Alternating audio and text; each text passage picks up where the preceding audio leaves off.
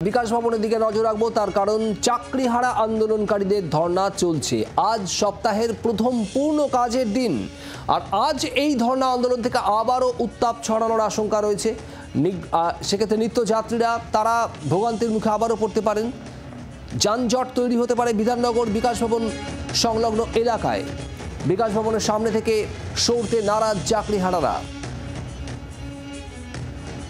অর্কদীপ্ত মুখার্জি আমাদের প্রতিনিধি বিকাশ ভবনের সামনে থেকে রয়েছেন, সরাসরি যাব অর্কদীপ্তর কাছে। অর্কদীপ্ত, কি বলছেন এই মুহূর্তে চাকরিহারা আন্দোলনকারীরা?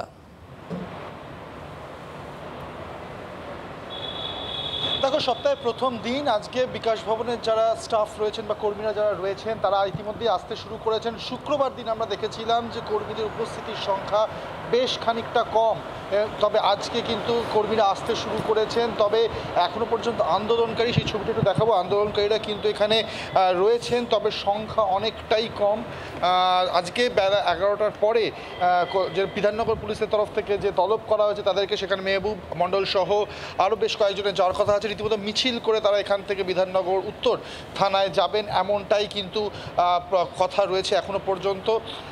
এবং তাদের যে দাবি নিয়ে তারা বসে আছেন যে যতক্ষণ তাদের চাকরি ফেরত পাচ্ছেন এই অবস্থান বিক্ষোভ চলবে, সেটাতেই তারা অনড় রয়েছেন। আমি কথা বলবো তাদের সাথে, তবে তার আগে আরেকটা প্রসঙ্গ আমি একটু দেখিয়ে রাখি শুভদীপ। যেমনটা তুমি বলছিলে যে নিত্যযাত্রীদের সমস্যার একটা হতে পারে, যেহেতু সপ্তাহের প্রথম দিন কাজের দিন, যেখানটা তারা বসে রয়েছেন সেই দিকের রাস্তাটা বন্ধ, কিন্তু ঠিক উল্টো দিকে, একটু ক্যামেরা পার্সন পার্থকে বলবো একটু দেখাতে, উল্টো দিকে অর্থাৎ যদি আমরা করুণাময়ীর দিকে যাওয়ার যে রাস্তা, সেই রাস্তা কিন্তু খোলা রয়েছে, অর্থাৎ সেদিক থেকে গাড়ি কিন্তু যাচ্ছে।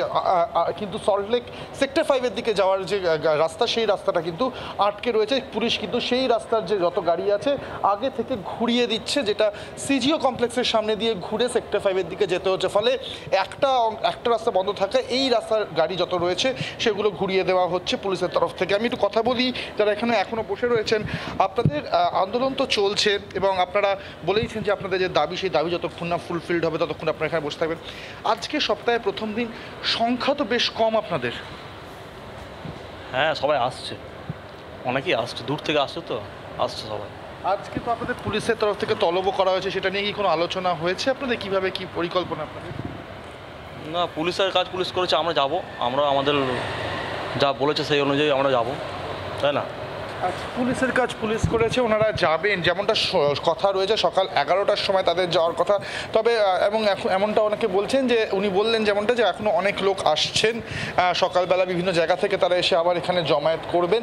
ফলে সব মিলিয়ে বিকাশ ভবন রয়েছে, বিকাশ ভবনেই শুভদীপ। তবে হ্যাঁ, উপস্থিতির সংখ্যা এখনও পর্যন্ত বেলা 10টা বেজে সকাল 10টা হয়ে গিয়েছে, এখনও পর্যন্ত কম। তবে সিগনিফিক্যান্ট যে বিষয়টা শুভদীপ, যে বিকাশ ভবনের মূল প্রবেশদ্বার, সেখানে কিন্তু যথেষ্ট পরিমাণে পুলিশ, ইনফ্যাক্ট র্যাফ, তাদেরও পোস্টিং রয়েছে। গতকাল কিন্তু যেটা ছিল না, আজকে যেহেতু সরকারি কর্মীরা আসবেন, তাদের যাতে ঢুকতে বা বেরোতে কোনো অসুবিধা না হয়, সেই জন্য বাড়তি পুলিশ, বাড়তি র্যাফ তো দেওয়া হয়েছে।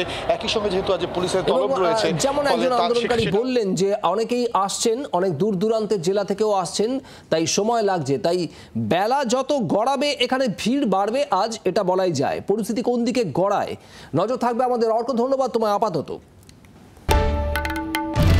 বাংলার আওয়াজ, বাঙালির আবেগ, জি 24 ঘন্টা।